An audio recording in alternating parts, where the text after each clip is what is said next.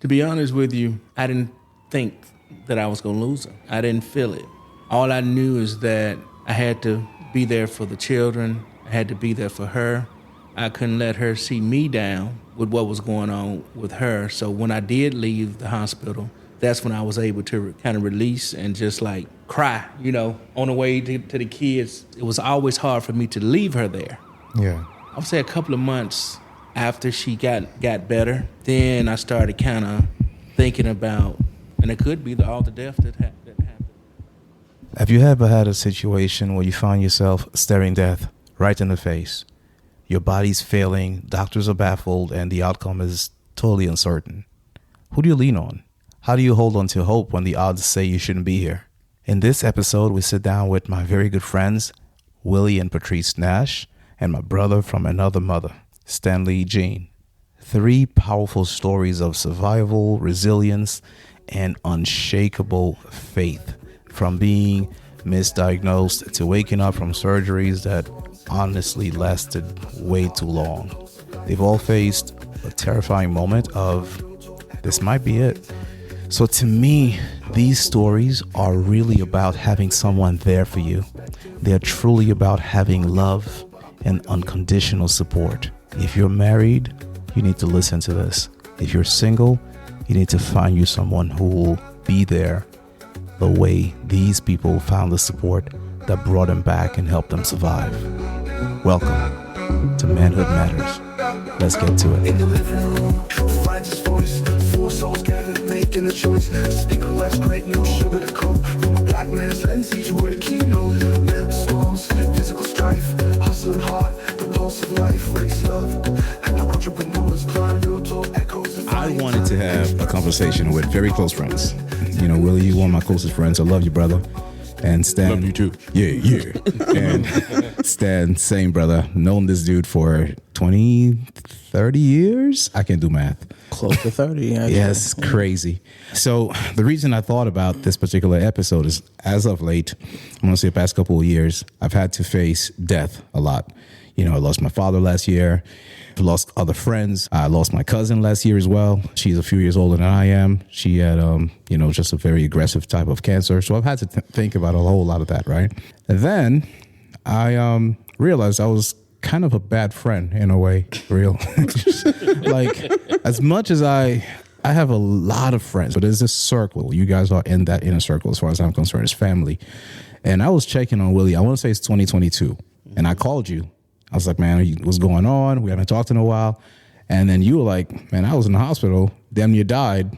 I almost died twice. Yeah. And then Stanley, same thing. This dude was in the hospital for a long time, went through a lot. And by the time I talked to both of you guys, you were already out of it. So I felt like shit because, for one, I wasn't there. Yeah, man, you say you my friend. I know, dude. Stay aligned. I wasn't there. I didn't know. And Stanley, I remember you said something very specific. You said, I thought you knew. Yeah. And I was like, nigga, if I had known, I'd have been there. I would have called you. You think I knew, and I just, fuck it, I'm not going to call. I'm not going to check on you, nothing. So I just didn't know, and I felt horrible. And when you're in a hospital and you're going through something, you're not thinking, let me go down the list of who I need to reach out to, who I need to let know. That's exactly, that's not what's in your mind. Yeah. I can't even say anything about that. I can't say I'm sorry. It just really, really sucks. But it made me think about it, and it made me kind of, again, contemplate my own mortality, my own death. But I want this story to not be about this. I want the story to be a story of survival, obviously, because we're here. And just ask some questions about how you overcame, what you went through, and kind of share that with us. And another thing that you didn't know is that my wife, same thing. Yeah. She had a near-death experience, which I let her talk about. Man, This is about to be deep, so let's get right into it. Who wants to go with their story? What happened? Ladies first. Ladies first. Mine was because I had a full hysterectomy. Before then, I had other complications, just being very transparent, because I know it's a lot of men listening to this. So sorry if y'all don't understand what all I had to go through. But I got what they consider as IUD. And I had complained from the beginning that something wasn't right with it. I then went to the doctor. I knocked her IUD out of place. Okay. This nigga. This nigga. Okay, so the IUD was not in place. But we don't know why. But I'm calling my husband, Taking credit. Right. So we get here and I go to the doctor finally because I'm having some serious pains, and they find out that it was connected to my fallopian tubes. So long story short, they had the first surgery. We removed it. I'm still cystic, what they consider cystic woman, whole different world for men. And so we went about me getting ready to do a full hysterectomy. Had the hysterectomy, nothing, everybody hears about women having hysterectomies. It's like an everyday thing, go through it, whatever. Well, for me, it wasn't that case because got sent home right immediately after. I was fine for probably, about 4 or 5 days. And I couldn't use the restroom, and I was like, I don't understand what's happening here. So we tried to do over-the-counter medicine because none of the prescriptions was working. Long story short, I ended up having severe hemorrhaging and was upstairs in the bathroom by myself. And my mom was there, my husband was there, the kids was there, but nobody could hear me. Oh, wow. So I finally was able to scream loud enough to get, I believe, my mom's attention. Willie was in the basement, so she went and got him. They put me in the bathtub. They see me hemorrhaging. My kids see it. At this point, I'm like, I'm done. I looked at my mom and said, take care of my kids. Wow. So I told you I was going to cry. Yeah. The thing that pulled me to fight more was not my husband, not my mom, but my son, who at this time was not very emotional at all. Yeah. He just doesn't show emotions. And he came in there and screamed, "Mommy, no!" And I said, okay. Yeah. So he called you back. He pulled me back. Yeah. We get to the hospital. I'm still conscious. I never lost consciousness or anything. My vitals seemed to be okay, but they knew something was going on. I stayed in the hospital for probably 16, 17 days. Them searching, 13 days of them searching to see what was going on. Come to find out, I was basically having IUD, it ruptured my bowels when they did it. So I had toxins behind my colon. Yeah. That was spilling into my body. So my platelet counts were going high, but they couldn't find any infection. This was after 2 to 3 blood transfusions from what I remember from them telling me, because I was conscious, but I wasn't there. You were out of it. I hadn't eaten. The only thing I could do was take a spoonful of Jell-O to take the medicine, but to the point where I remember my doctor saying, I'm just going in blind because we don't know. So if it wasn't for my doctor actually saying, you know what, we got to take everything off the table and just search. So like the house scene where they go in and just search for something, that's where they lifted and saw all the toxins. This happened in December 13th. I think I didn't recover fully until like March or April. Oh my God. And that plays into his story. We lost quite a few people that year. So we were dealing with a lot of deaths. And then my husband, if you want to tell your story, happened in July. Well, before we go into that, Okay. How old is your son when this is happening?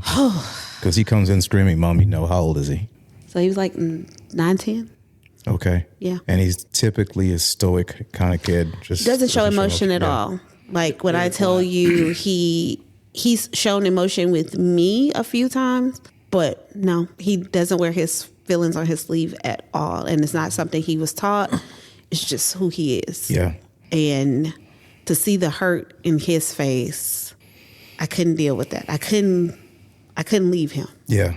I don't want to change subjects here, but I totally believe in these choices that we have on a spiritual level where it's a decision for us, but that's a subject for another day. Yep. So you made the decision there, and to me that resonates so much. Yeah, I agree with that because even through my husband having I saw he some saw stuff. some things. I lost man, a lot.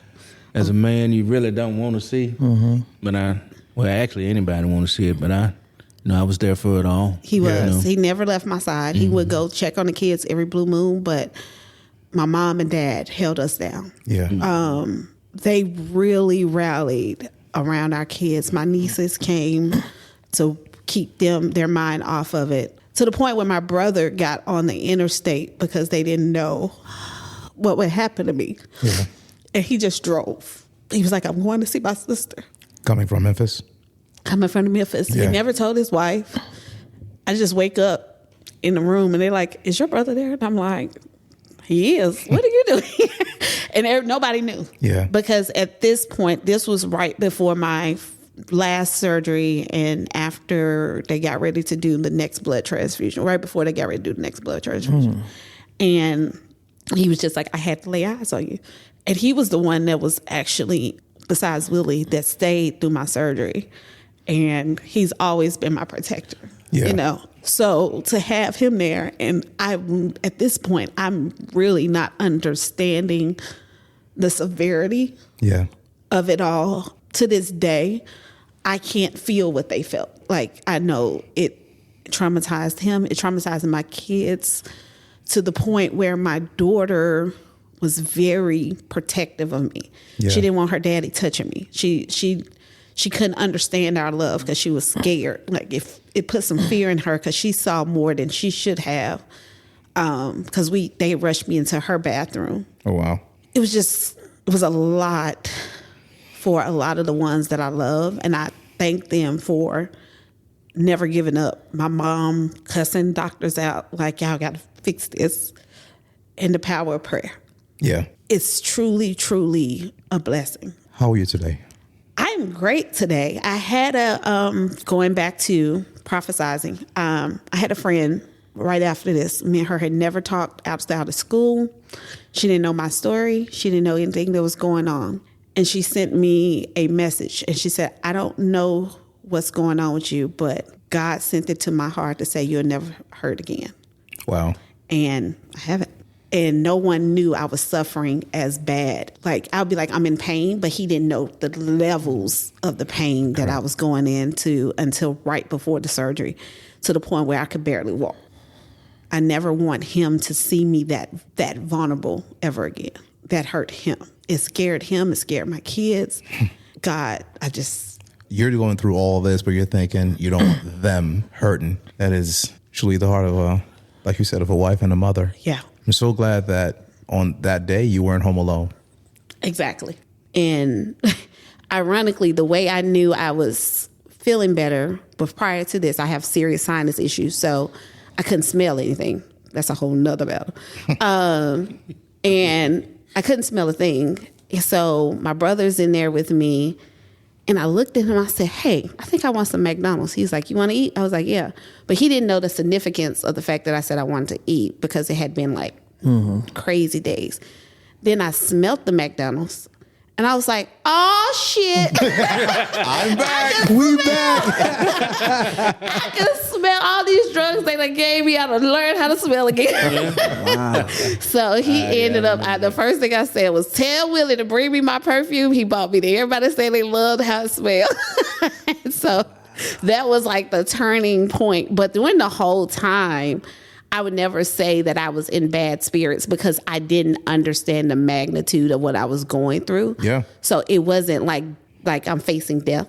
I know now what How it close. was. Right. But they kept my spirits high. The nursing staff was amazing. They gave me gifts when I left. Mm-hmm. That's how I think they was like, she been here forever, because it was right before Christmas, and they were like, we're going to get you home before Christmas. Yeah, and it was only like 2 or 3 days before Christmas. Yeah.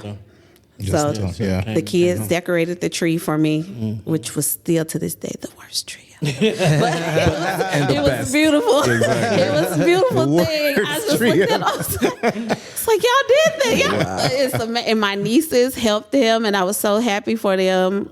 Shout out to Carissa and Jalen for holding their sister and brother down. They call them their sister and brother, but you know.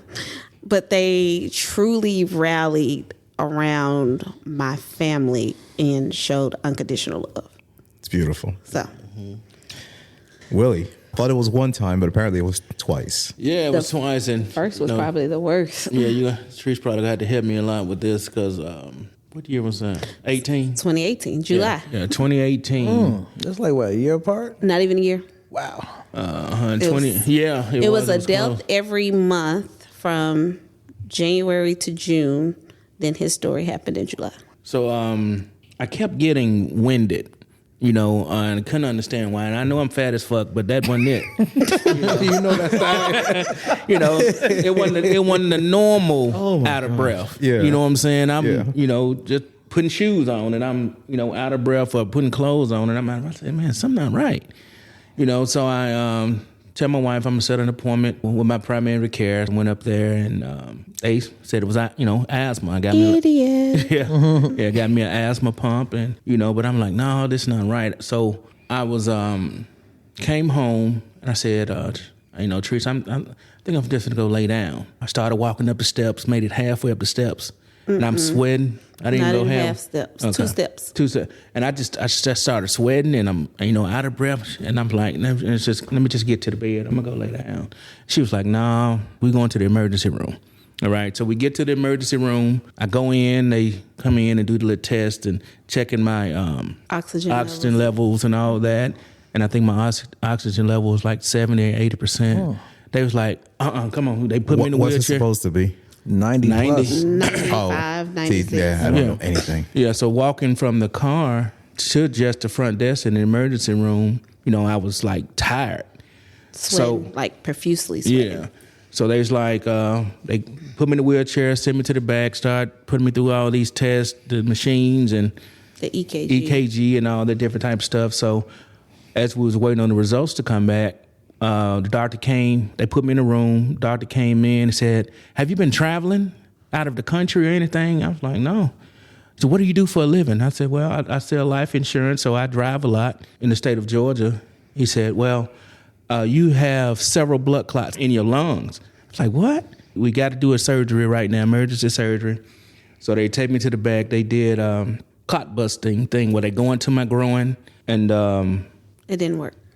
I can't remember how long I was in the hospital, but I mean, I know that and even then I didn't know how serious that was. I was tired and breathing hard and and all this stuff. Couldn't catch my breath. So You didn't tell that whole story. that's what I'm saying. Like, she got to be here. I'm glad you're here. Tell it. Tell it, Patrice. They give you heparin, and it's supposed to thin out your clots. Correct. Yeah. They gave him a high dosage of heparin. That was 24 hours. It didn't work. So they came back and said there's 2 clots that we're worried about. One is next to your heart, and there's one in your lungs. If we don't do this, you won't make it. You won't survive. When he say they just go through the groin and it bursts, that's not true.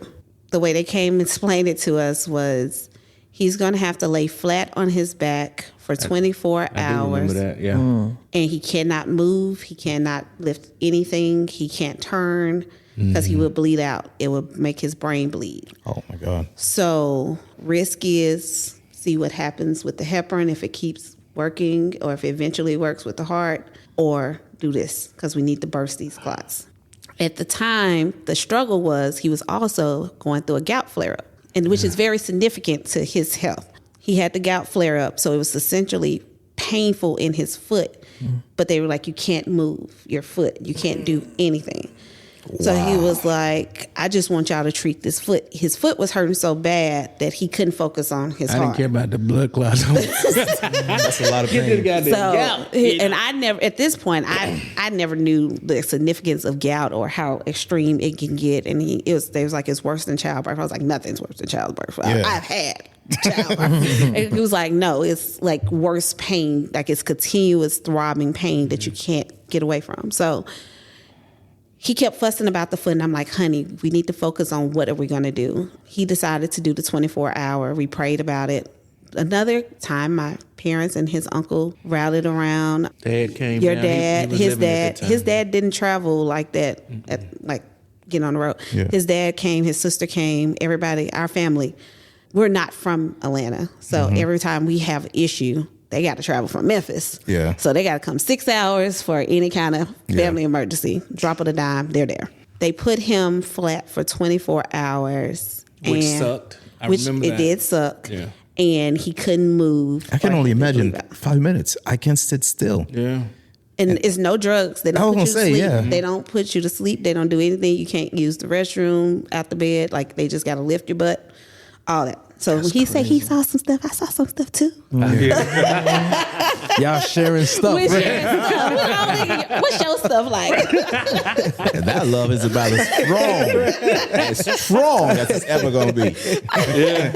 So he went through that and he overcame it, but they told him he was going to have to only do blood thinners for a year. But then he had a second bout of blood clots, which is significant to the gout.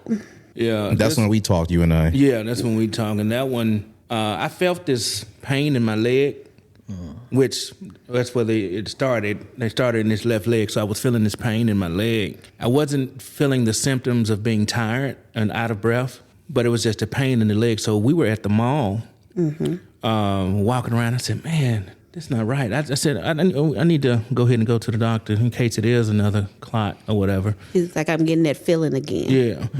And I had stopped taking the blood thinners and all that. I hadn't taken them in a long time. Right. And went to the hospital, another blood clot. No, this one was worse. So go ahead and finish. That one is fine. That one they were able to treat it with the heparin. So he didn't have to stay in the hospital as long. But yeah, that one was scarier too. So now he's on blood thinners for the rest of his life. But what we figured out was not through the help of doctors, but just knowing your body and watching what you do and patterns. And that's why it's very important to document what's happening. We can almost pinpoint if he had a gout flare-up and traveled with that gout flare-up because it stiffens your arteries in your legs. It's pretty much collecting blood. That's what the gout is doing. It's like crystalline. Uric acid building up in your body. So your blood flow is not there. And he would travel on a gout flare-up because he'd be like, I got a flare-up, but I got to go. I got to still... The first time, I think we were going to Chicago. Then you ended up working when you got the flare up, and then you got the clot. Then the next time we were going to Memphis, and he couldn't even enjoy Memphis because he had the flare up. But he traveled back home driving. Your leg's stuck still. You're in pain. Guess what? You have another blood clot. So now it's a rule for me. If he has a gout flare up, he can't go anywhere. Cannot go anywhere. Yeah. No. So it starts with that gout. So basically what it is, controlling the gout really helps me pretty much stop eating red meat, stop drinking beer. No alcohol, right? No. That's not gonna be true. There, just the beer. I gave up the beer and stuff, but I still drink, but I don't drink as much. No. I have a drink. Like my uncle came over to the house the other day, and I had a couple of drinks with him. So it's more social. Yeah. And sometimes I don't even drink. I just try to avoid certain things because like she was just saying, understanding your body, understanding what triggers certain things to go on. So now I pay more attention, to what I shouldn't do, and I'm more alert, about those type of things because I want to see my kids grow up. I want to be here for them and walk Mary down the aisle. Walk Mary down the aisle. Those things is more important to me now. Yeah. Because before I just want to have a good time. I'm a party. I'm gonna do whatever. I could tell. Yeah. Oh yeah, I see the spirit. Yeah, he was the life of the party. Now though, he could shut it down. And I always mess with him. The Nash name, if anybody knows the Nashes, shout out to my peeps. I love y'all. But they can drink. And they can start at like 10 a.m.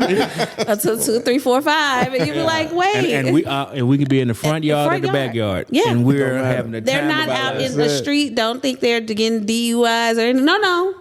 This is just family hanging at the house, drinking together, laughing and joking at somebody's house, and they'll stay there. Yeah. Wow. Yeah. So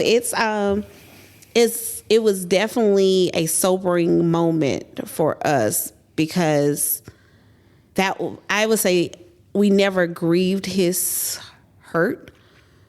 And one of the conversations I had with my dad right after he had his flare up, my dad asked, how did we know? And I told him Willie's symptoms and all this stuff. And my dad turned around and said, well, I've been having some symptoms with my heart. Mm-hmm. And we got into like one of our debates another day. And I said, Dad, you need to go, because he had just got diagnosed with prostate cancer. And he was like, if I die, it's going to be my heart. And 3 months later, it was his heart. Oh, my goodness. So knowing your body and listening to it is truly important. You know, you just can't play around with people, especially men. The one thing that I was... We're horrible at it. Y'all are. Let me tell you something. Like, I've been to the doctor more times in the past 3 months that I have, and it's only because a friend of mine was diagnosed with prostate cancer. He's like, you got to go check it out. And so I've gone and gotten a couple of tests. Here's the best part. I come back and Zola's like, what did the doctor say? I'm like, I don't fucking remember. You can't tell him. That's what I'm saying. He I don't know what calls he me said. if he's in the room. Like, I put it on speakerphone. He has to put me on speakerphone. I don't care if I'm in a meeting. I'm like, hold on, y'all. I got to listen to what they're saying, because he's not going to remember. Or I read his chart. Like, it's... Because that's what pissed me off about him at the time. He was going to sit there and let this man... still don't know who this man is, because I will fuck him up. He literally, the doctor told him, yeah, it might be bronchitis, might be gave him an asthma pump. Wow. And didn't test anything, didn't check anything. You didn't look at his vitals, anything. And Willie was like, okay. He said my mama had asthma, so I might have. I was Makes like, sense. Negro, you ain't never had asthma. Sounded good to me. Right. I'm at work, literally at work, and I'm like, Willie, no, you need to go to the next doctor. I said, you need to go to the ER. He was like, nah, I'm going to get some rest. I'm like, Willie, are you good to drive? He was like, yeah. I was like, but I'm not going to go to the ER. I'll just wait till tomorrow. And the doctor said if he would have waited that next day, he wouldn't have been here. Wow. But I left work early and said, I have to go check on my husband because he's just not sounding right. And I get there. When I talk to him, I know he was on our couch. The stairs was probably where your stairs are. Mm-hmm. He made 2 stairs. And I said, you didn't even make it anywhere. He was like, I'm going to get there. I was like, no, you're not. You're going to get in this car, and we're going to go to the doctor now. And he tried to fight me tooth and nail about getting in that car. And I was like, hell no. Like, what kind of wife would I be to be like, okay, baby, I'll just wait. So, ladies, if you out there, don't listen to that crazy ass. They don't know shit. The roles you guys play is so crazy. Yeah. It's so significant. I would not change our stories in any kind of way, because they are our story, but it brought us so much closer. Yeah. Like, we realized we can fight anything during those times, because that was a hard 12 months for us. We lost parents, we lost aunties, well, not aunties, uncles, we lost close friends. It was a lot that happened through that year. So that's a lot. It's a lot. It's a lot between septic shock that could have happened to you, and oftentimes that actually speaks to the hospital setting, where these doctors are overworked. So they'll see someone, assume what the issue is, and say, "Maybe it's asthma, this and the other." Maybe because of his weight or whatever. Oh yeah, it's typical. Without doing any tests, and you run the risk of losing someone's life. So it goes to show how important.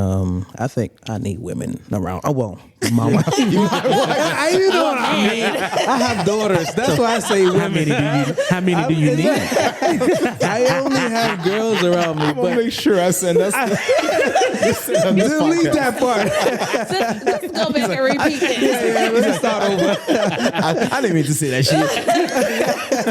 No, but I really do need all these female energies around me, because they balance me out. Because I'm also stubborn. I guess that leads me to my your story. Yeah. So I don't know where to start, because I don't know what started it. You're the one that's moving IUDs and causing problems.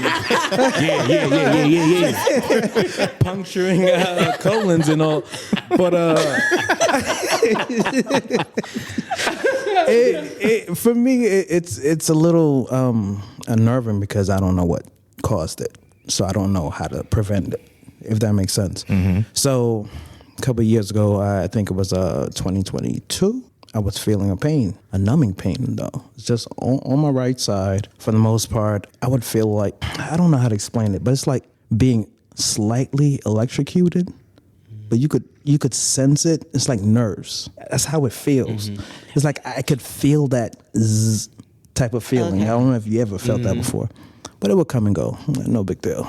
I'm a man. I got things to do. I had time to go to the doctor. I'm the only one working in the house, and like, listen, I have 2 daughters. You know, that's what I meant by women. I have 2 daughters, a wife that I have to care for. You know what I mean? I have to make sure everything is correct. So, okay, cool. It comes and goes. But when it comes, it'll come for like a week, and then it'll disappear for like a month. But when it comes back, it adds another anatomy to it. So it's not just my leg now. Now it's my fingertips with the leg. So I'm just like, okay, cool. Quick thing, did you have a heart attack? No. Oh, okay. No, please. No. But fortunately, that wasn't part of my heart. So again, it goes and comes back. But now it's my arm, my leg, and my fingertips. I'm just like, whoa, something's wrong. But I'm not telling anybody. I'm just dealing with it for weeks myself. on end. You just it was like a year. A year. Okay. It was like a year. I'm like, yo, it comes, it goes, no big deal. But at the point, I was like, yo, there's a problem. It hit my right side of my nostril, right upper lip. That's it, right? It was every hour on the hour, like every every 60 minutes after the hour. It will happen. I'm like, okay, let me speak to wifey and see what's going on. And they're like, yo, listen, this is what's happening.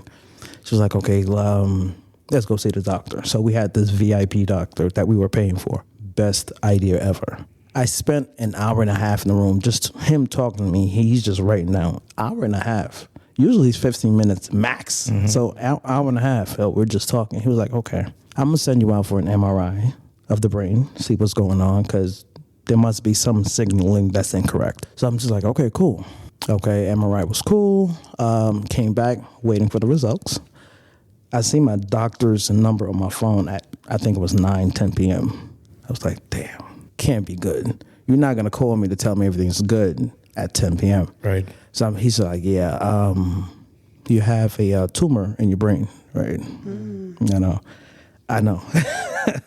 So it's like, okay, cool. Now that I didn't want to tell anyone because I'm concerned about their reaction. That's crazy. That's where you all went to first. All of you. You have to. You have to. I have to keep everything together and have a plan before things, run out of hand. So I'm just like, okay, I have a tumor. What does that mean? He was like, I don't know. I'm not really proficient in that area. I might have to see a neurosurgeon. I went to go see the first one. He referred me to someone. He was cool. He says, listen, I'm going to be honest with you. You can function. You're good.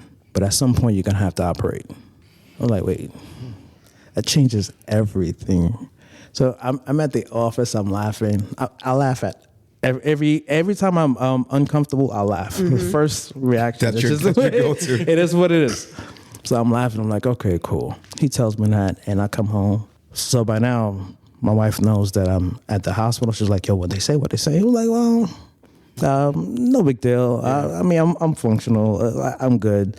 There's no way I'm letting someone cut into my head. You know what I mean? Figure some things out that I'm not comfortable. You're not telling anything? I'm being honest now. Now I was getting serious. Okay. I have a tumor. Like, come on. It's like, what are you gonna do? So I'm just like, okay. I had more information on how it came about. It's the capillaries that are leaking blood into my brain. And when my brain is sensing all this extra liquid, it's like, yo, it's like paralyzed at some point, or it's just irritated. So it's sending a signal somewhere else. And it's like, it's always happening. So at some point, that's that hemorrhaging that you were referring to. So I was like, the doctor said, at some point, you're going to have to do it. Better you do it now because you're younger. Right. Next 10 years, you're not going to heal as fast or whatever. I'm like, all right, whatever. So I'm chilling and I'm going to work. But my job entails working with a lot of clinicians, speaking to them in public, doing all this extra stuff. So now my wife has a friend that lives in Jersey. She says, hey, I have a friend that works at Mount Sinai in New York. And he works with the chief neurosurgery. Like, you can't make this up. Yeah. I was like, oh, okay, cool. So he calls me, he said, yo, send me your scans, your MRI scans, and I'll give it to my doctor and we'll see what's up. That was Thursday.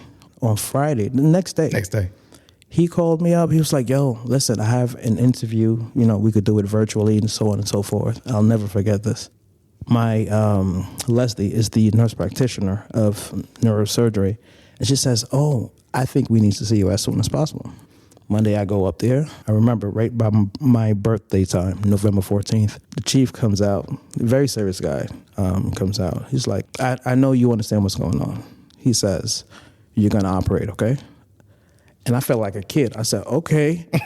And it was right before he goes to vacation in December. He says, and I want you to do it before I go on vacation. It's like 2 weeks. So I come out, like, now my life is like upside down. How is this going to affect me at any point?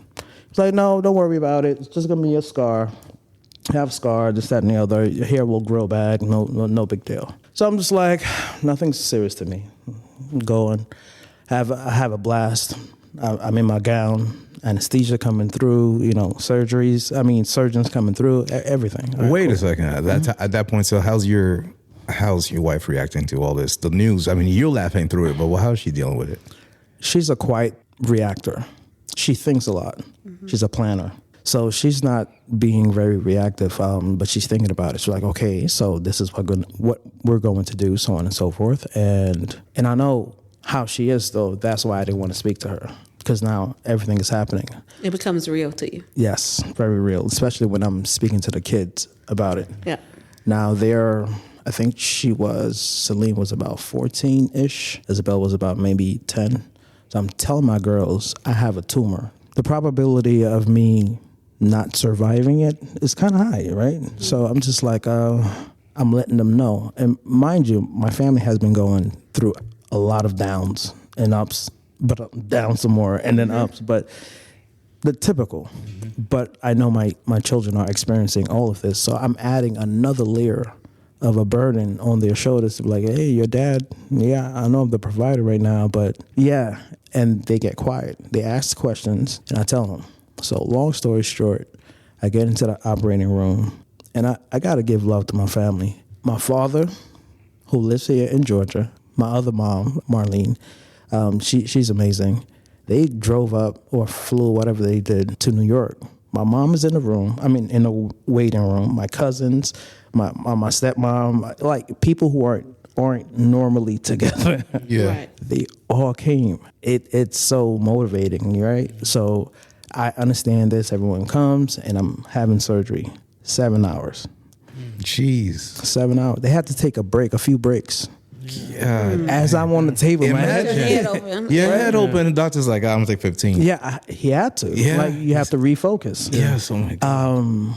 All of this I don't know. It's afterwards I'm knowing. Right. Everyone's bugging out, like downstairs, like quiet. We don't know what's going on, and he's upstairs. God knows what's going on. And long story short, I'm coming out of surgery. I get into the PACU.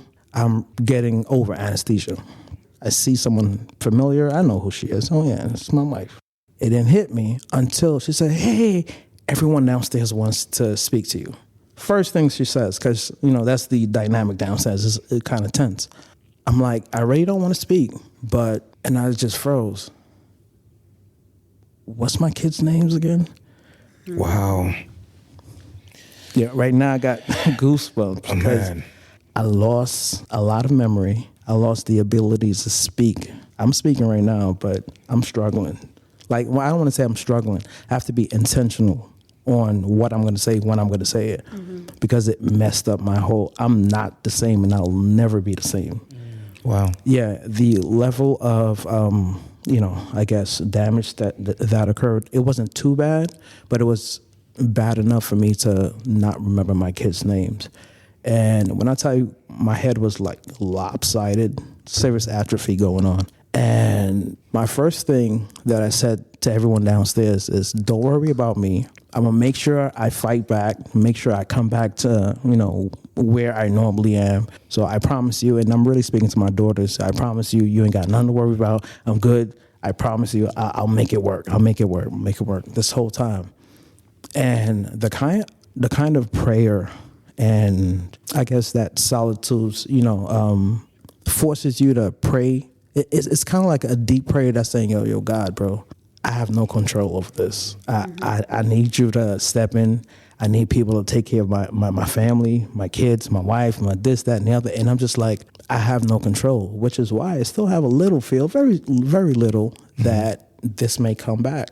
It's like your blood clots. Mm-hmm. Do you know what's causing them? Not necessarily, right? Not necessarily. Same I thing. have an idea, but Exactly. So it's like any feeling I get in my leg, I'm yeah, scared. so you're on it, right? Yeah. Exactly. That's how I feel right now. It's just like, okay, yes, this has been going for close to 2 years now, but I don't know how it came, so I don't know if I could prevent it at this point. So with that being said, I came to this point in my life where I said, you know what?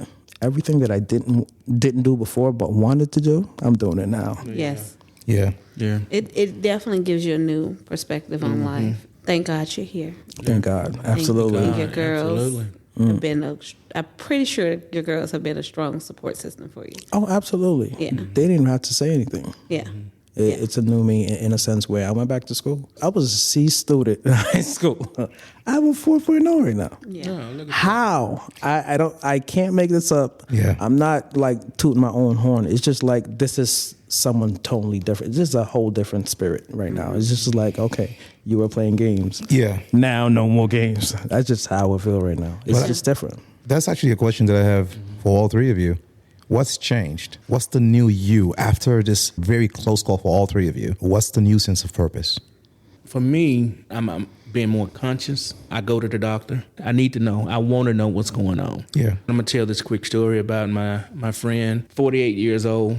We were out partying for his birthday a couple of weeks ago. Yeah. The week later, he had a stroke, and it's like he knew that something wasn't right. He just figured that he can man through it. And we have to realize that at the end of the day, it's a human element to everything. Yeah. And we have to respect the fact that if you don't do what's necessary to try to help your situation and we try to ignore it, it's going to eventually just blow up. Luckily, his wife, give shout out to the wives, she got to him because he was driving. A wife made it to him within 30 minutes, got him to the hospital. They was able to put the medicine in him to reverse the stroke or whatever, so he had very limited damage, which was a blessing. He got all his faculties and things of that nature. So that happened, and I brought him up simply because that kind of reiterated, the things that you really need to do, and we can't ignore it. Like, I'm losing weight. No, y'all probably can't tell. Yes, sir. Let's go, bro. I can tell, baby. I know you losing some weight. Okay. Don't make me an accountability partner. I will be on your ass. Right. We don't do little people in our house. I put on a few pounds. So I've always heard you can't outwork a bad diet. That's a fact. I am getting more active and moving more than I was moving before. And I think about some people have a stroke and they can't talk anymore. I talk for a living. Right. I have to be able to communicate and talk to people. So if I'm not able to do that, then I'm out of work. Yeah. What's changed for you two guys? You've gone back to school. Mm-hmm. You're a new person. Talk to me about that a little bit. They only gave me 3 months just to heal because I didn't do rehab at all. But my job required for me to speak a lot for hours at a time. I can't even remember the script. I can't remember, what I do. But I couldn't do it as well as I once did. I needed more time. So I moved to Georgia at this point, and I noticed that it was tough for me to keep my job. It was like, I'm not giving anyone an opportunity to, kind of push me out one way or another. So I said, you know what, let me just skill up, go back to school, do what I actually really want to do. So I'll always have some sort of security, not only for me, but, for my family. So with that being said, I'm going through the ringer right now. All day, every day, all I'm doing is, reading a book, figuring how to be one of the exemplary students in my class. Mind you, my entire class is predominantly less than 30. Funny thing is, I was having a joke between two students and the teacher, and as the student was actually leaving, a female student, I said, hey, have a good weekend, or whatever the case may be. And she said, okay, goodbye, sir. and it just hit me. I'm like, wait, she's making this sound like I'm the teacher or something. I'm like, okay, but I get the dynamic, and I don't care. Like I've been through the fire, so and I'm not going back. So like I'm making it work this time around. So proud of you, bro. Yeah, I'm trying. I'm trying. Yeah, 4.0 average and everything. For now, man. Yeah. Like, don't jinx it. It's nothing that can be jinxed, man. No, I commend you for that, especially knowing the challenges you may face because you don't want to be a label. So you don't want to walk in your story. That's your story. So you don't want to always have people judging you based off of that. And I can see from a management standpoint how people may do that because they're expecting you to be on. And you're like, that's not how I used to be that person. I know. I want to give you that. Man, but when you realize it doesn't hit the same. Yeah. Right. Yeah. I think it would take somebody who truly cares to understand and listen and help you because it's... Wait, she didn't answer. Oh, how she's different. Yeah, please. Honestly, I didn't answer because I don't know. It didn't hit me to years later, probably about 2 or 3 years later, the true magnitude of what I went through. That this was a brush with death. Yeah. Okay, what's next? Okay, my uncle has passed away. My dad is sad. Okay, now my husband is sick. Okay, let me get him over this hurdle. Okay, I lost a really close childhood friend. We lost his dad. Okay, we lost my dad. So I didn't have It's a lot. time to process because it just wasn't given to me. And I don't regret it or anything like that. But it didn't hit me until I think we saw a picture come up on Facebook of me being rolled out the hospital. And I was like, dang. I really was off bad. And he was like, yeah, because I'm, vain for a woman. I'm like, well, shit, I ain't ate for 16 days, baby. I'm snatched. Look at this one. She did talk about control. I was more worried about, baby. I'm a size 8. Okay. Let me get that up out you. Let me go shopping, So I was focused on the wrong elements of it. But now I would say it did help me value the closeness of my family because Willie will tell you I'm not one of those people who I was like my son. I don't show too many family emotions. Like when you ask me something, I'm like, all right, whatever.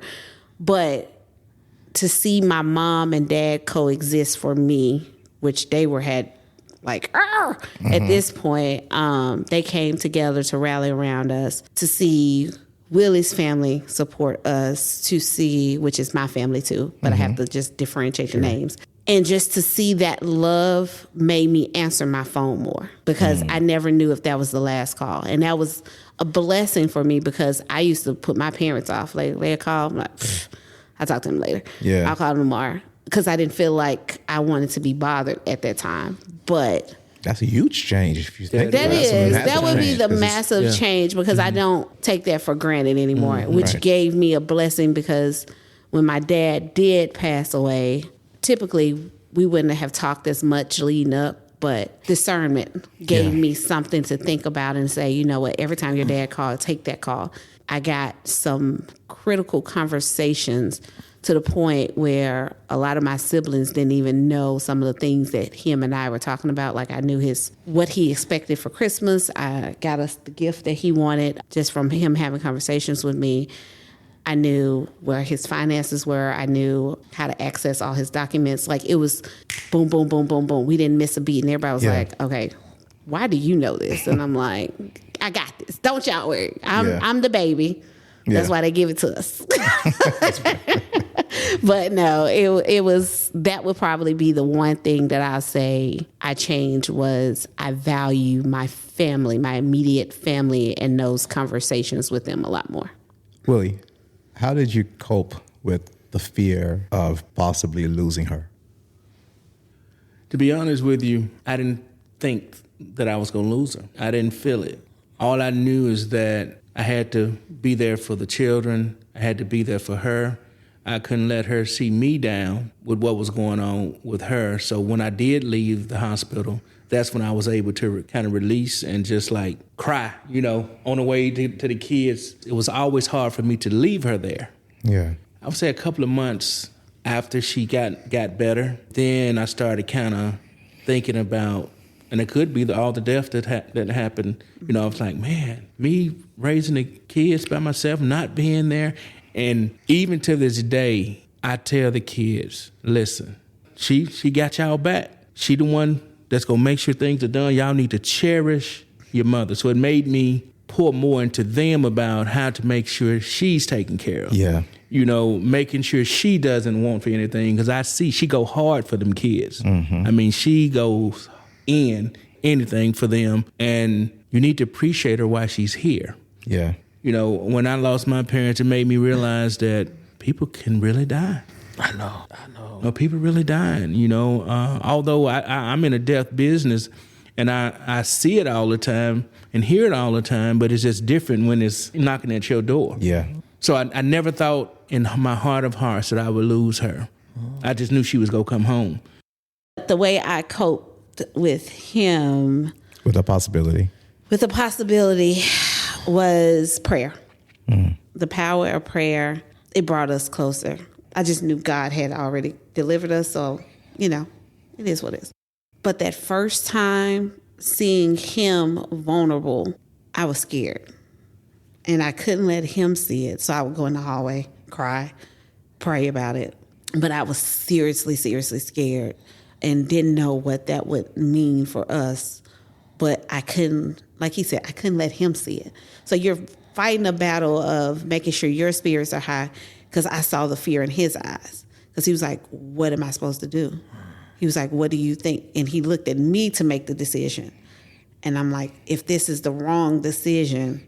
That's so me. It's for me. Because he really, my husband truly is trusting me with his life. And that spoke volumes to me, too. Hearing his dad thank me for being there. Hearing his sister say he lucky to have you. You know, those things I valued at that time, to realize I'm an important person in his life. Yeah. I don't know. I cope by crying in the car. I never show real emotions around him too often. It has to be a breaking point. Yeah. Because if whatever emotion I show, he go take it on 10 times more. So if I'm crying or if I'm hurt, he's feeling like he got to fix it. And I'm like, it's nothing you can fix. I'm just going through it. And I try not to ever show him that. But it would be plenty of times I would cry in the car. And I would have testimonies in the car and saying, thank you, Lord, you know. Because we are blessed. Yeah. You know, our story could have ended at 2017, 2018. But God didn't see that for us. Correct. So I don't take him for granted. I don't take our marriage for granted. I don't take our relationship with our kids. One thing he didn't say that changed in him, he got closer to our kids through that, especially our son, because they didn't speak the same language. They didn't understand each other. And again, you know, he's just seeing one parent almost pass away, and then he got his dad now, who also is battling, and he don't understand. Kids at that age don't know the significance of what you go through. So it took him to start building that relationship, start being so tough, and stop fighting for his point in the house, and realize the kids are not anything like you. Just let them be who they are and raise them in the manner that needs to be. So, yeah. It's tough, because a lot of what you guys are saying kind of hits home, because in retrospect, I feel like our children see us as superhuman. Like, you're not going to die until that time comes, and now their life is shattered. And I remember my kids being upset at me for not telling them sooner. I'm like, I can't tell you I have a tumor with no plan. That's not going to help you out. But they didn't care about that. They were like, you have to include me. And, you know, they want to be included. And as a parent, it's hard. You got to, I know, shaking your head like, no, there's no way. You don't need to know. There's no way I'm going to tell you. Right. But that's exactly what it was. And there's one more thing. So, of course, with every tumor, they have to, you know, take a biopsy. You know, it came back that I had cancer. Wow. Oh. But they retested, and it was benign. I know I say that kind of quick. Because, we have so much that you're carrying at that moment for the family, and you come back and like, this is... Yeah, it said, there's a trace of glioma, that's what they call it. And it's like cancer of the brain. And I just had a brother-in-law that just died from it. I mean, fast. Very unfortunate. And now I'm hearing I have it, and the possibility of surviving it is less than 10%. So it's just like, really? So I had to deal with that for a week. That I didn't tell anyone because I knew they were retesting. But I say that to say they don't see you dying. They just don't see that. So until that time comes. So That was a week in hell. in hell, bro. And I had to do it myself, especially my mom. There's no way I could tell. There's no way I could tell my mom. I can't tell anyone. I just had to deal with it until she came back. She was like, we had a feeling that something was kind of off with the biopsy, this, that, and the other. And I'm just like, okay, great. I think that was God's joke. Ha ha. It wasn't really funny, but it was like, yo, why would you do it? But I think a lot of that like kind of revives you. You know, sometimes in church we have revivals where, you know, you got to refocus. And my refocus right now is, being intentional about a lot of the things that I do in life. A lot of the, relationships you kind of, strengthen, your children, so on and so forth. So I don't take anything for granted anymore. Agreed. And she's not here, unfortunately, your wife. I don't know if you can answer this question. But Oh, man, probably not. how has this experience brought you closer, if at all? You know what's crazy?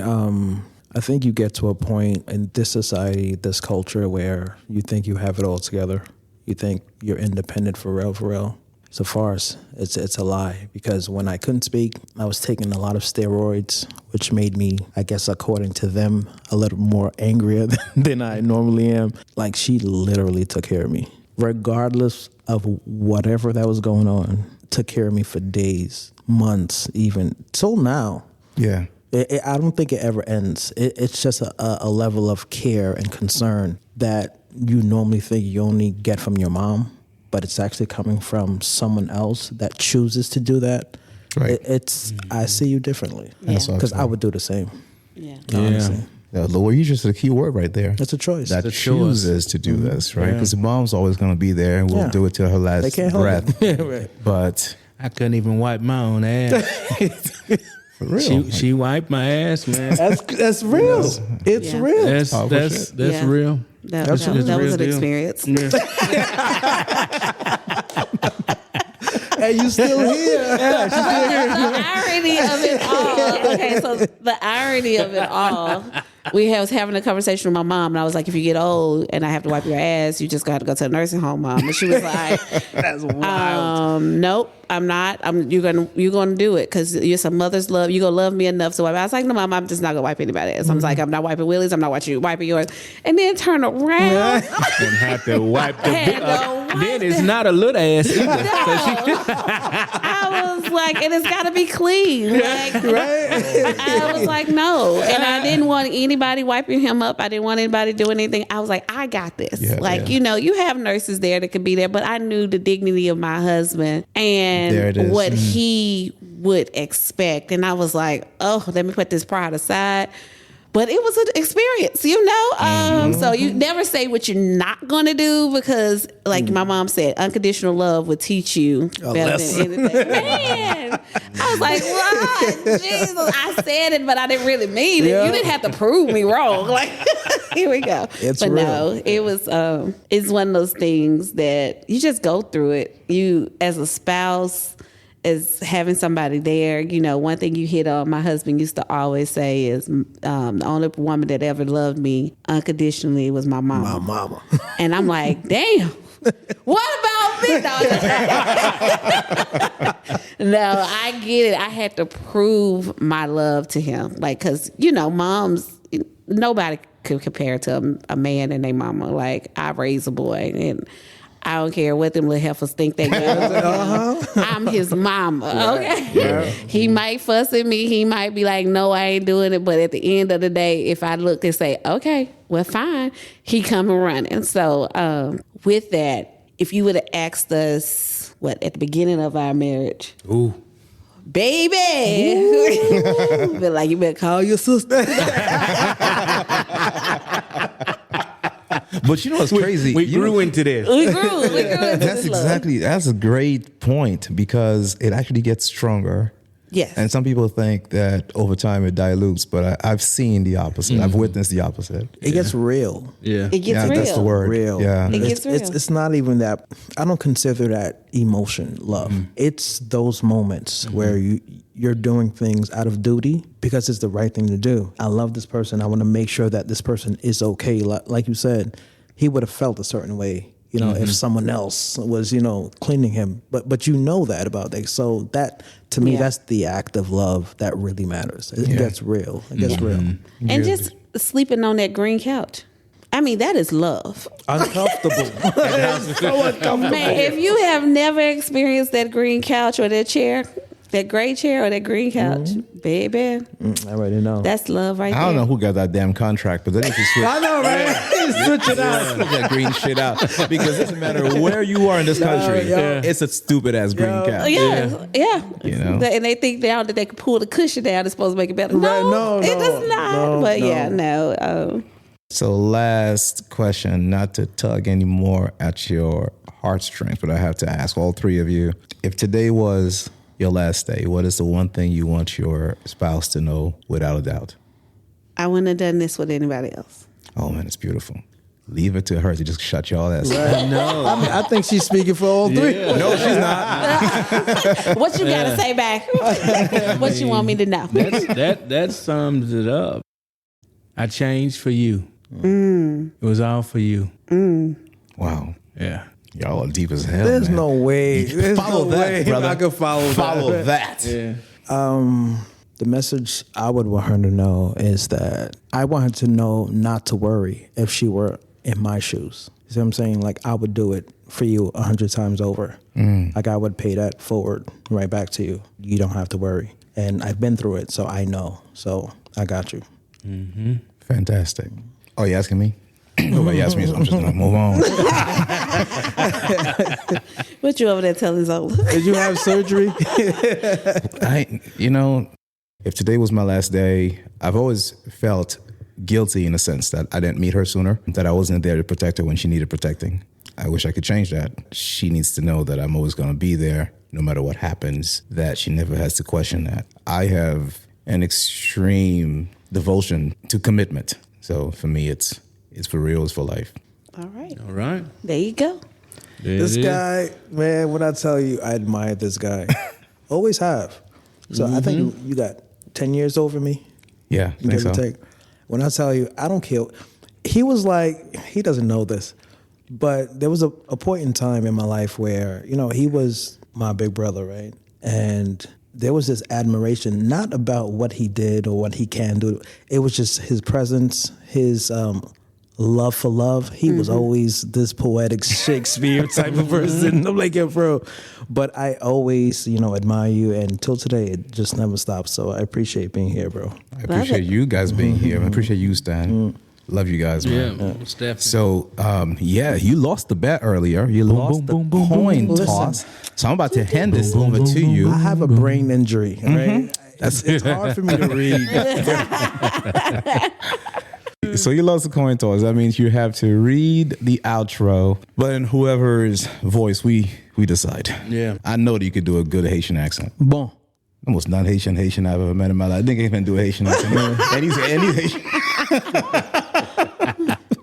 If you are not following the show, then leave us a glorious 5-star sync review. It will really help us to grow.